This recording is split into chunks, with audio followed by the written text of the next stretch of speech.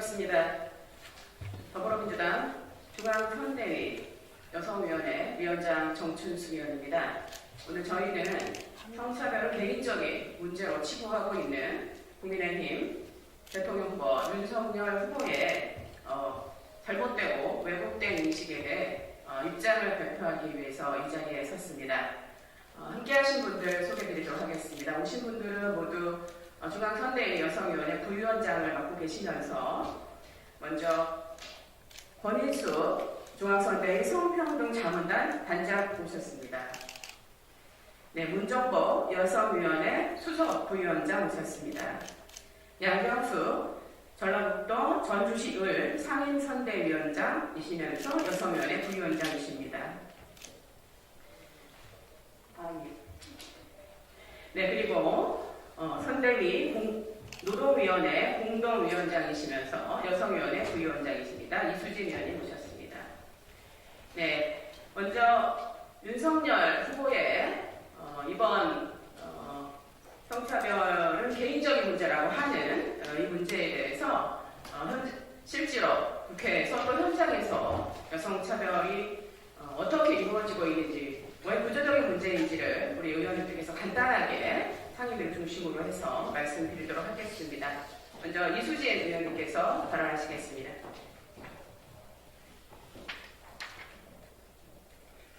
참 가슴이 쓰립니다. 저는 국회 환경노동위원회에서 상임위 활동을 하고 있습니다. 윤석열 후보의 눈에는 일터에서의 차별받고 법적으로 보장된 육아휴직조차 제대로 쓰지 못하는 수많은 여성들은 보이지 않는 것입니까? 현재 국회의원 여성 비율 19%, 또 100대 기업 임원 중에 여성 비율이 5%도 되지 않는 게 이게 구조적 문제가 아니라 여성 개인의 탓이란 말입니까? 또한 OECD 국가 평균, 남녀 임금 격차가 우리나라가 제일 많이 난다는 것은 모두가 알고 있는 사실일 것입니다. 또 필수노동이라고 불려지는 그런 영역이 있습니다. 그런 일자리가 있습니다. 그 필수노동의 4분의 1이 60대 이상 중장년 여성들의 몫입니다. 중장년 여성이 사라지면 필수노동, 우리 국민들에게 꼭 필요한 그런 노동, 그런 서비스가 사라지고 큰 문제가 일어날 것이다라고 언론에서조차 얘기할 정도로 우리 사회 구조적 차별은 너무나 만연해 있습니다. 대한민국 국민 절반의 탓으로 윤석열 후보는 돌릴 것입니까? 각성하시기 바랍니다. 네, 다음으로 양경수 위원님께서 발언하시겠습니다.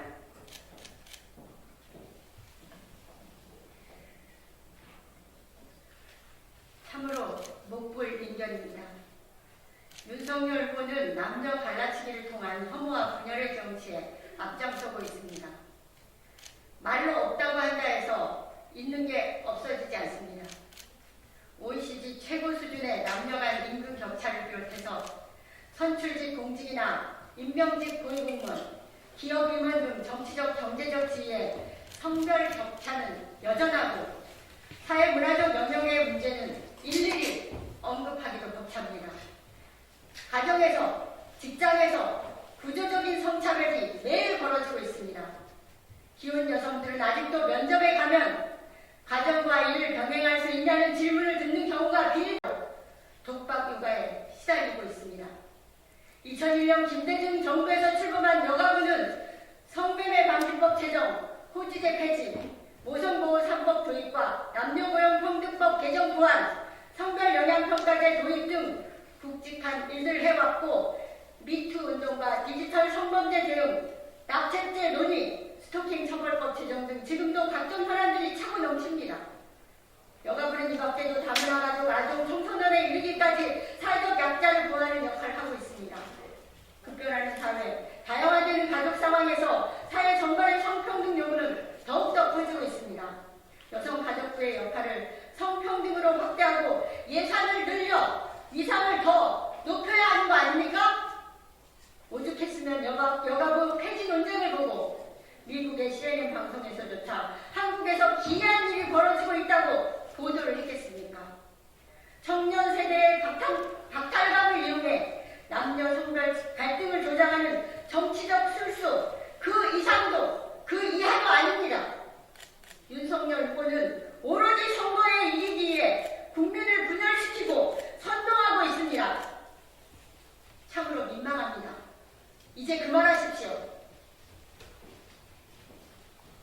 감사합니다. 다음으로 권인수 위원님 발언 있겠습니다.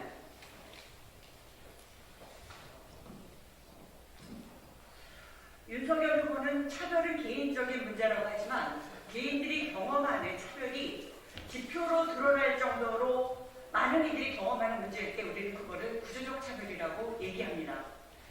대통령이라면 이런 차별들이 구조적인 문제 있음을 인식하고 해결 방안을 모색하는 것이 당연한 책무입니다. 우리는 구조적 차별을 해결하기 위해서 정부를 만들고 대통령을 뽑습니다. 그 책무를 저버리고 구조적 이유 없이 OECD 1위의 임금격차, 30대 중반 이후 급격히 떨어지는 여성 고용률 등이 모두 개인적 행동, 개인적 차별만의 결과라고 이야기한다면 윤석열 후보를 대통령을 왜 하겠다는 건지 묻지 않을 수 없습니다.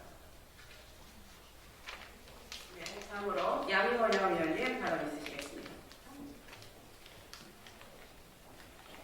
네, 산업통상자원중소벤처기업위원회 활동을 하고 있는 바람과 해를 담은 정치 양희원영입니다.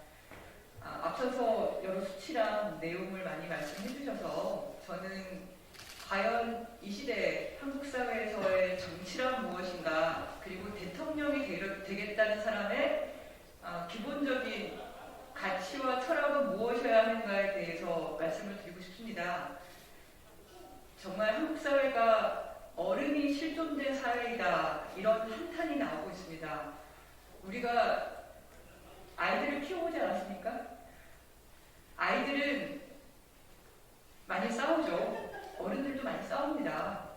근데 한국 사회는 정말 여러 다른 생각을 가진 사람들이, 여러 피해를 많이 가진 사람들이 같이 어우러져 가는 사회입니다. 이 청년들이 왜 남과 여로 분열이 돼서 이렇게 싸우고 있는지 그 본질을 우리가 알아야 되지 않습니까? 그리고 문제를 해결하고 다독이고 같이 갈 수 있게 해야죠. 어떻게 정치인이라는 사람이, 그리고 일국의 지도자가 되겠다는 사람이 대한민국의 위상이 지금 어떻습니까? 세계 10위권 나라라고 얘기를 합니다. 이제 우리도 선진국이라고 얘기를 합니다. 이런 나라에서 혐오를 부추기고 갈등을 불러일으키고 누구를 위한 것입니까? 그게 진정 그 청년들을 위한 것입니까? 우리 아이들을 위한 것입니까? 우리 모두의 미래를 위한 것입니까? 아니면 자신의 사적 이익을 위한 것입니까? 저는 우리 국민들께서 너무나 현명하게 잘 판단하고 계시리라 생각하고요. 저희는 이 갈등을 풀고 싶습니다. 해결하고 싶습니다. 같이 가고 싶습니다. 저희가 많이 부족한 게 있다 하더라도 문제는 풀어야 되지 않겠습니까? 어떻게 문제를 더 불러일으키고 더 싸우게 만듭니까? 애들이 어떻게 싸움을 더 붙입니까? 네, 그런 태도를 저는 거두고 같이 갈 수 있게 역할을 해주시기 바랍니다. 네, 이제 마지막으로 저희 성명서를 발표하도록 하겠습니다. 여성 현실 부정 왜곡하는 윤석열 후보 대통령 될 자격이 없다. 윤석열 국민의힘 후보가 더 이상 구조적인 성차별은 없다. 개인적인 문제라고 언론 인터뷰를 통해 주장했다. 전 세계가 구조적인 성차별 해소를 위해 노력하는 지금 대한민국의 대통령 후보 1인만이 이를 부정하고 있다. 참으로 부끄러운 일이 아닐 수 없다. 뿌리 깊은 성차별 문제를 개인이 해결해야 할 문제로 인식하는 정치 지도자가 왜 필요하단 말인가? 모두 각자 도생하라는 말과 같다. 대통령 후보는 국민이 보다 편안하고 평등한 삶을 누릴 수 있는 미래 비전을 제시해야 할 책임이 있다. 하지만 윤석열 후보의 국정운영 계획과 미래 비전 속에는 인구 절반인 여성은 보이지 않는다. 2021년 성격차 지수 세계경제포럼 총 156개국 중 102위, 성별 임금격차 OECD 국가 중 1위, 유리천장지수 OECD 국가 중 9년째 꼴찌, 경력단절 여성은 150만 명에 달한다. 고위직에서 여성 진출 수준 역시 심각하다. 100대 기업 임원 중 여성 비율이 4.8%에 불과하다. 여성의 정치적 대표성도 국회의원 중 19%, 시도지사는 0명 등으로 줄곧 전 세계 하위권에 머물고 있다.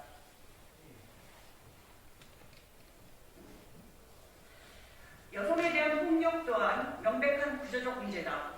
가정폭력의 90% 이상, 성범죄 피해자 절대 다수가 여성이다. 불법 촬영 피해자도 여성이 80%를 넘는다. 폭력은 언제나 사회 경제적으로 낮은 지위에 있는 이들을 향해 왔고 그 결과 피해자의 대다수는 여성이었다. 윤석열 후보는 대한민국의 성차별 수준을 여실히 드러내는 이 불명예스러운 수치를 직시하라. 윤석열 후보의 무지하고 무책임한 언행에 나라의 앞날을 우려하는 국민의 목소리도 커지고 있다. 불평등은 부정한다고 사라지지 않는다. 하늘로 손바닥을 가리는 듯한 윤석열 후보의 태도를 강력 규탄한다. 윤 후보는 이제라도 국민께 사죄하고 여성차별의 현실을 직시할 것을 촉구한다. 2002년 2월 8일 더불어민주당 중앙선거대책위원회 여성위원장 정진수. 네, 감사합니다. 이것으로 기자회견을 마치도록 하겠습니다. 고맙습니다.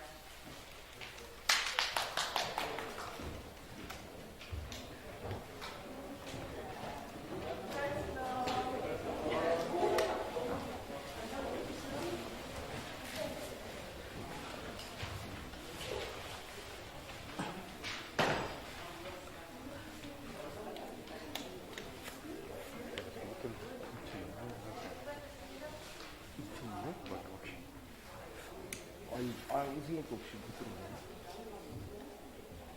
여기서 찍지 말라는데 생각이니까. 여기서 찍으면 뒤에 뭐가 있다고?